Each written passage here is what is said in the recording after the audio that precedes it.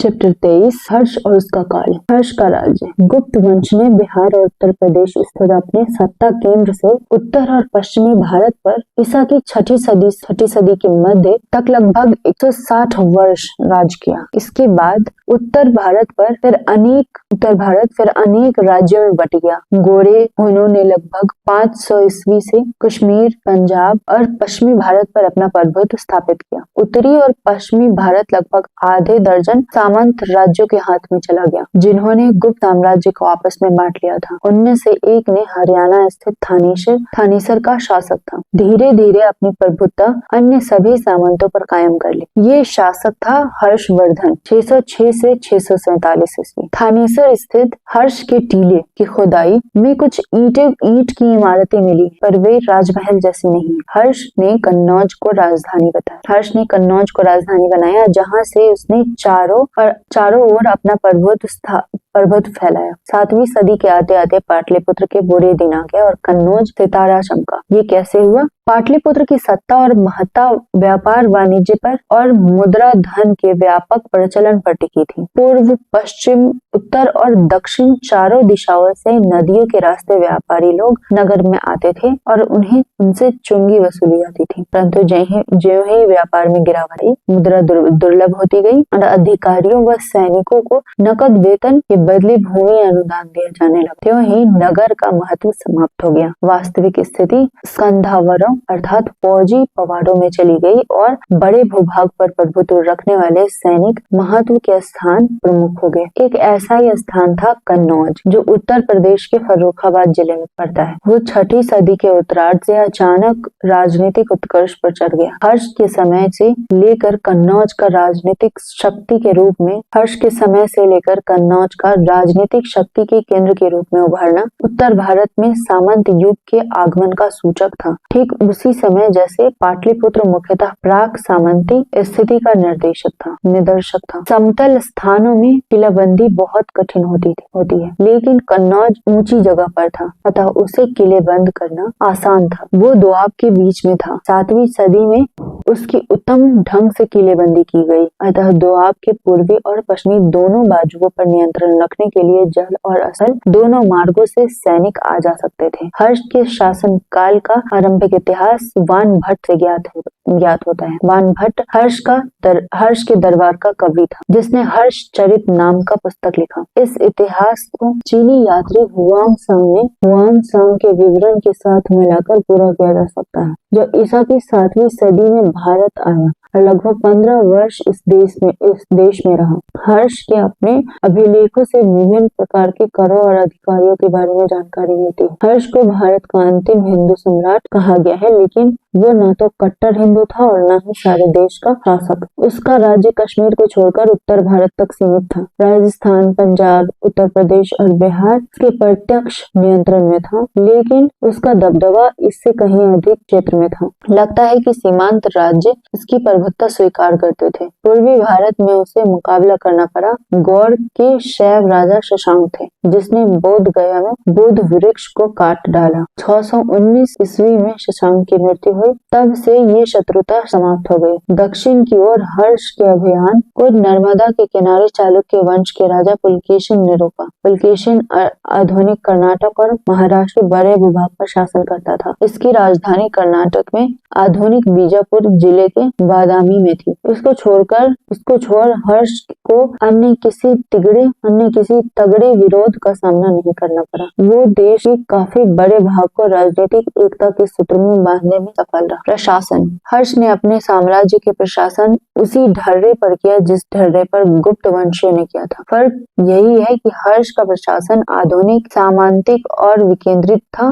कहा जाता है कि हर्ष के पास 1 लाख घोड़े, 60,000 हाथी, 1 लाख घोड़े और 60,000 हाथी थे। ये बात अचरज सी लगती है, क्योंकि सुदूर दक्षिण को छोड़ सारे भारत पर शासन करने वाले मौर्य राजा के पास भी केवल 30,000 घोड़े और 9,000 हाथी थे। हर्ष के पास बड़ी सेना तभी हो सकती थी जब वो युद्ध कर सकता था। लगता है उसके हर सामंत निर्धारित मात्रा में पैदल सैनिक और घोड़े देता था, और इस प्रकार उसने अपनी शाही सेना को आकार में विशाल बना लिया। राज्य को समर्पित विशेष सेवाओं के लिए पुरोहितों को भूमि दान देने की परंपरा जारी रही। इतना ही नहीं, हर्ष ने पदाधिकारियों को शासन पत्र यानी सनद के द्वारा जमीन देने की प्रथा चलाई। इस अनुदानों में भी वही रियायतें शामिल थी जो पिछले अनुदानों में रहती थी। चीनी यात्री हुआन सांग ने बताया है कि हर्ष की राजकीय आय 4 भागों में बटी थी। एक भाग राजा के खर्च के लिए रखा जाता था, दूसरा भाग विद्वानों के लिए, तीसरा भाग पदाधिकारियों के लिए और अमलों के बंदोबस्त के लिए और चौथा भाग धार्मिक कार्यों के लिए। उसने ये भी बताया कि राज्य के मंत्रियों और ऊंचे अधिकारियों को जागीर दी जाती थी। लगता है वेतन को अधिकारियों के वेतन को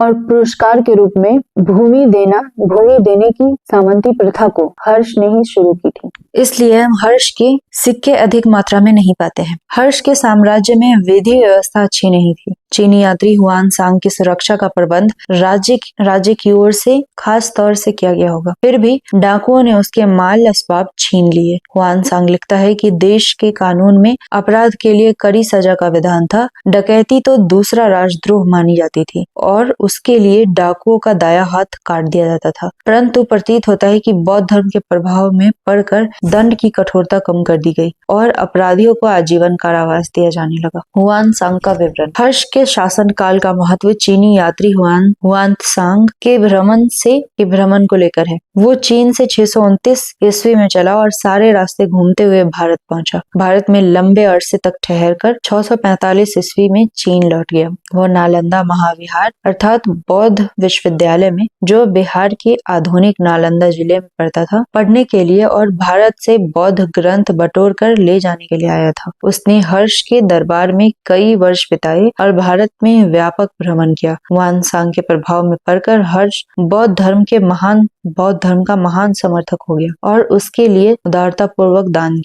दिया। उसने हर्ष के दरबार का और उस समय के जीवन का सजीव विवरण लिखा और ये विवरण फाहियान के विवरण से कहीं अधिक भरपूर और विश्वसनीय है। इससे तत्कालीन लोगों के आर्थिक और सामाजिक जीवन पर तथा तत्कालीन धार्मिक संप्रदायों पर काफी प्रकाश पड़ता है। उक्त चीनी विवरण से प्रकट होता है कि उस समय पाटलिपुत्र पतन अवस्था में था और वैशाली का भी वही हाल था। इसके विपरीत दोआब में प्रयाग और कन्नौज महत्वपूर्ण हो चले थे। कहा गया है कि ब्राह्मण और क्षत्रिय लोग सादा जीवन बिताते थे, पर सामंतों और पुरोहितों का जीवन विलासमय था। इससे भान होता है कि ऊपर के दो वर्णों के बीच भी वर्ग भेद या स्तर भेद आ गया था। ब्राह्मण और क्षत्रिय दोनों वर्णों के अधिकांश लोग खेती करने लगे होंगे। हुआन सांग ने शूद्रों को कृषक कहा है, जो एक महत्वपूर्ण बात है। यद्यपि धर्म शास्त्रों और अन्य प्राचीन ग्रंथों में शूद्र को 3 वर्गों का सेवक बताया गया है। चीनी यात्री ने मेहतर, चांडाल आदि अछूतों पर नजर डाली। वे गांव के बाहर बसते थे और लहसुन प्याज खाते थे। अछूत लोग नगर में प्रवेश करने से पहले जोर जोर से आवाज करते थे ताकि लोग उनके स्पर्श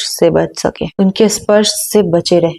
बौद्ध धर्म और नालंदा। चीनी यात्री के समय में बौद्ध लोग 18 संप्रदायों में बटे हुए थे। बौद्ध धर्म के पुराने केंद्र दुर्दीन झेल रहे थे। सबसे विख्यात केंद्र नालंदा महाविहार था, जहां बौद्ध भिक्षुओं को शिक्षित करने के लिए एक बड़ा विश्वविद्यालय था। कहा गया है कि वहां 10,000 छात्र थे जो सभी बौद्ध भिक्षु थे। उन्हें महायान संप्रदाय का बौद्ध दर्शन पढ़ाया जाता था। यद्यपि नालंदा के सभी टीलों की खुदाई नहीं हुई है, तथापि जो भी खुदाई हुई है उससे इमारतों का शानदार समूह प्रकाश में आया है। इन इमारतों का निर्माण और नवीकरण ईसा की 5वीं सदी से लेकर 700 वर्षों तक होता रहा। खुदाई में जितने भवन निकले हैं उनमें 10,000 भिक्षुओं के रहने के लायक जगह नहीं है। एक अन्य चीनी यात्री इत्सिंग 670 में नालंदा आया। इसके अनुसार वहां केवल 3,000 भिक्षु रहते थे। ये तर्क संगत है, क्योंकि यदि सारे टीलों की खुदाई हो जाए तब भी इमारतों में इतनी जगह नहीं होगी कि 10,000 भिक्षु रह सके। हुआन सांग के अनुसार नालंदा विश्वविद्यालय का भरण पोषण 100 गांवों के राजस्व से होता था। इत्सिंग ने इस संस्था को बढ़ाकर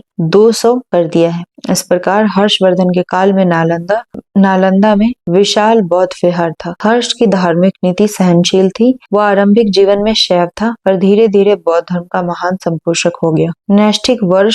नैष्ठिक बौद्ध की हैसियत से उसे महायान के सिद्धांतों बातों के प्रचार के लिए कन्नौज में एक विशाल सम्मेलन आयोजित की। इस सम्मेलन में न केवल चीनी यात्री हुआनसांग और कामरूप के राजा भास्कर वर्मन पधारे, बल्कि 20 देशों के राजा और विभिन्न संप्रदायों के कई हजार पुरोहित भी सम्मिलित हुए। फूस के 2 बड़े-बड़े घर बनाए गए, जहां हर एक में 1-1 हजार लोग टिक सकते थे। सबसे महत्वपूर्ण निर्माण था एक विशाल मीनार का, जिसके बीच में बौद्ध की स्वर्ण प्रतिमा स्थापित की गई थी। प्रतिमा की ऊंचाई इतनी ही थी जितनी हर्ष की अपनी। हर्ष ने इस प्रतिमा की पूजा की और सार्वजनिक भोज दिया। सम्मेलन में शास्त्रार्थ का आरंभ हुआनसांग ने किया। उसने बौद्ध धर्म को महान संप्रदाय के सद्गुणों का प्रतिपादन किया और श्रोताओं का आह्वान किया कि चाहे उसके तर्कों का खंडन करे, लेकिन 5 दिनों तक कोई भी खंडन करने को खड़ा नहीं हो सका। तब उसके सैद्धांतिक प्रतिद्वंदियों ने उसे जान से मार देने की साजिश की। इस पर हर्ष ने चेतावनी दी कि जो कोई हुआनसांग को छुएगा उसका सिर काट दिया जाएगा। अचानक इस महास्तंभ यानी मीनार में आग लग गई और हर्ष पर घातक हमला किया गया। तब हर्ष ने 500 ब्राह्मणों को गिरफ्तार कर लिया और उसे निर्वासित कर दिया। कुछ ब्राह्मणों की तो मौत की भी सजा मिली। इससे प्रकट होता है कि वो धर्म के विषय में उतना सहनशील नहीं था, ना उसे बताया जाता है। कन्नौज के बाद उसने प्रयाग में महासम्मेलन बुलाया। इसमें उसके सभी सामंत, मंत्री, सभ्य आदि उपस्थित हुए थे। इस अवसर पर भी बुद्ध की प्रतिमा का पूजन हुआ और हुआनसांग ने प्रवचन किया। अंत में हर्ष ने बड़े दान किया और अपने शरीर के वस्त्रों को भी छोड़ सभी वस्तुओं का दान कर दिया। हुआनसांग ने हर्ष की भूरी भूरी प्रशंसा की। राजा के प्रति कृपालु था और शिष्ट था और उपकारी भी था। और उस चीनी तीर्थ यात्री ने साम्राज्य के विभिन्न भागों में भ्रमण किया। वानभट्ट अपनी आश्रयदाता के आरंभिक जीवन का चाटुकारितापूर्ण चित्र हर्षचरित नामक पुस्तक में किया है, जिसकी गहन अलंकृत शैली परवर्ती लेखकों के लिए अनुकरणीय हो गई। हर्ष को विद्वानों ने संपोषक के रूप में नहीं, बल्कि 3 नाटकों प्रियदर्शिका, रत्नावली और नागानंद के रचयिता के रूप में भी याद किया जाता है। वानभट्ट ने हर्ष को अद्भुत कविता प्रतिभा संपन्न कहा है और बाद के कुछ लेखकों ने उसे साहित्य सम्राट कहा है। परंतु मध्यकाल के कई लेखकों ने इस बात का खंडन किया है कि ये तीनों नाटक हर्ष ने लिखे हैं। कहा जाता है कि धावक नामक कवि ने हर्ष से पुरस्कार लेकर इसके नाम से ये तीनों नाटक लिखे हैं। हो सकता है हर्ष ने स्वयं भी कुछ रचना की हो, परंतु कहावत है कि राजे केवल नीम हकीम साहित्यकार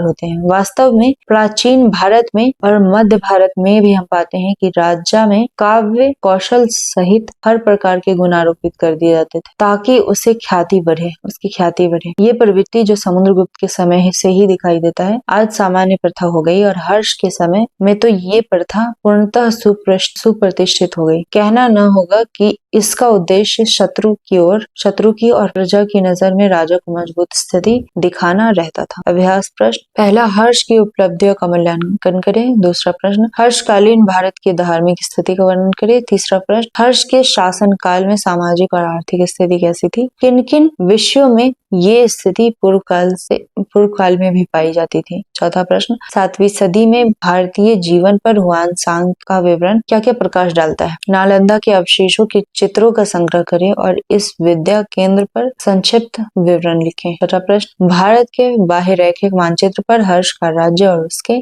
काल के अन्य प्रमुख राज्य दिखाएं। सातवां और आखिरी प्रश्न, भारत के बाह्यरैखिक मानचित्र पर हुआनसांग के चीन से भारत आए जाने और वहां से लौटने का मार्ग दिखाएं। उसमें उन महत्वपूर्ण स्थानों को भी दिखाएं जहां जहां वो गया था।